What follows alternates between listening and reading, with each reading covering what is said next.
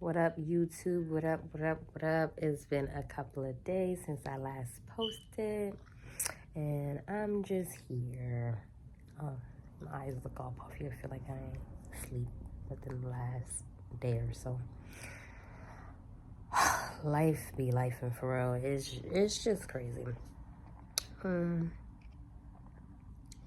Just want to come on here. I think I needed to vent, so that's why I came on here, just to talk about some stuff, get it off my chest or whatever, because it's just crazy how God really sent his strongest soldiers to do the missions he tell them to do. You never know why you're called to do it. You never know where it comes out. Your life could change in an instant. You have to make decisions nobody else can make. It's just crazy.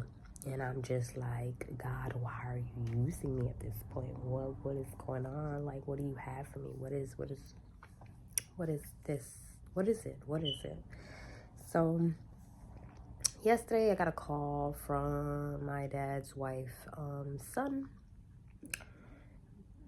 that my dad wasn't breathing and he wasn't feeling good. But backstory, he had got diagnosed with cervical cancer, stage 4. And I seen him this past summer in May, and he was looking all good. And that's when he had his wife. His wife was taking care of him and stuff like that. And she died about 4 months ago.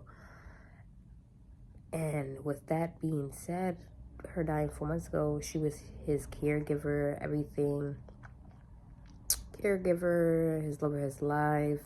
So I felt like he was declining. He wasn't eating. Nobody was really there. And the backstory is, I'm going to tell you at another time, but I haven't seen my father in a long time.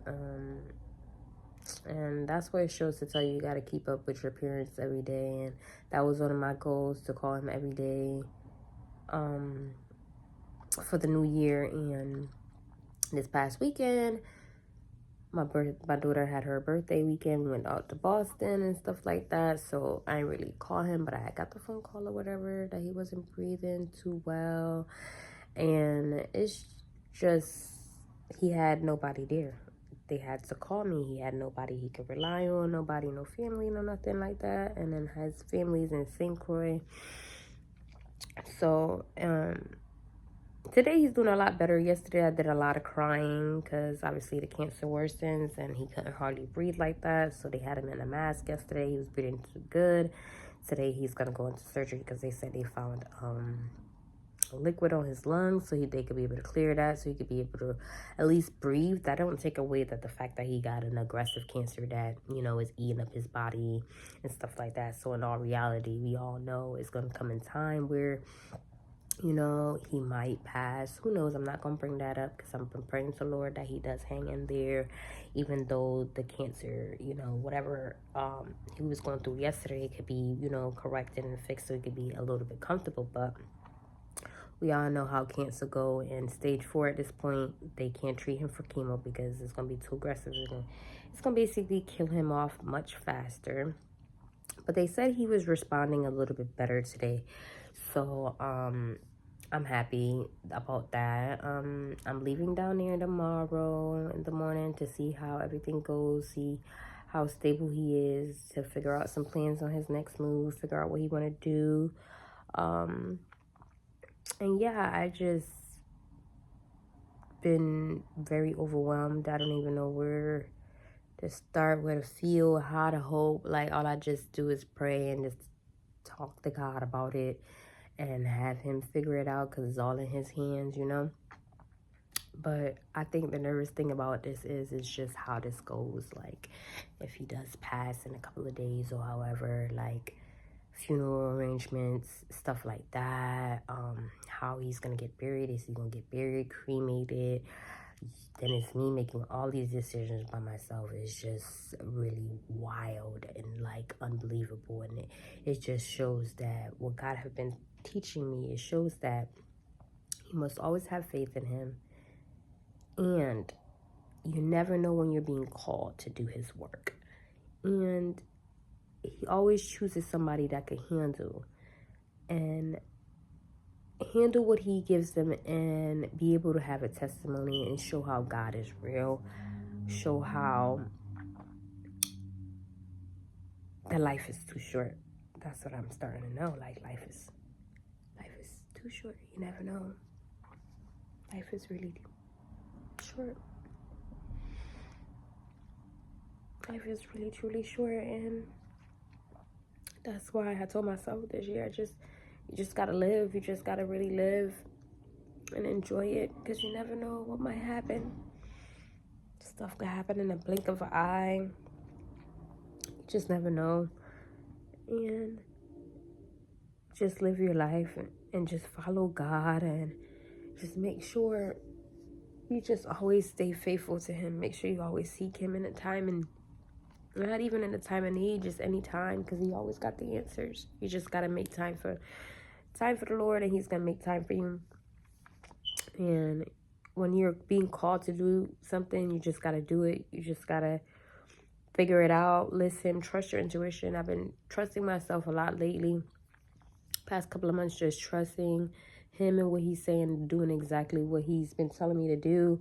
And this year is just all about, healing, fighting the battles, knowing that take it one day at a time, just knowing that just be patient.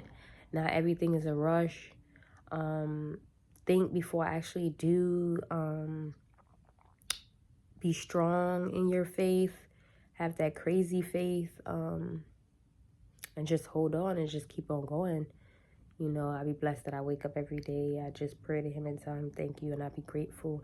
And always just be grateful and just sit in that gratefulness, because His mercy and His everlasting love is just so beautiful. It's just so hopeful. It's just so uplifting. I just can't even explain it. And I just can't wait to really tell my testimony on how God has really shifted my life, how He's really just elevated it in all types of ways. And one of the ways I feel like He elevated me is through lessons, through healing, through heartbreak.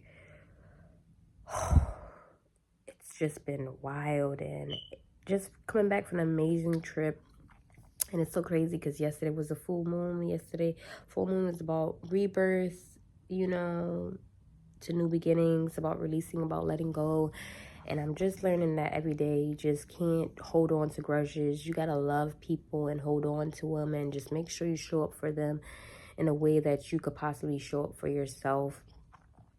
Not possibly, but the way you try to show up for yourself, you got to show up for others. And just know that, hold on tight to the people you love. That's what we came here for.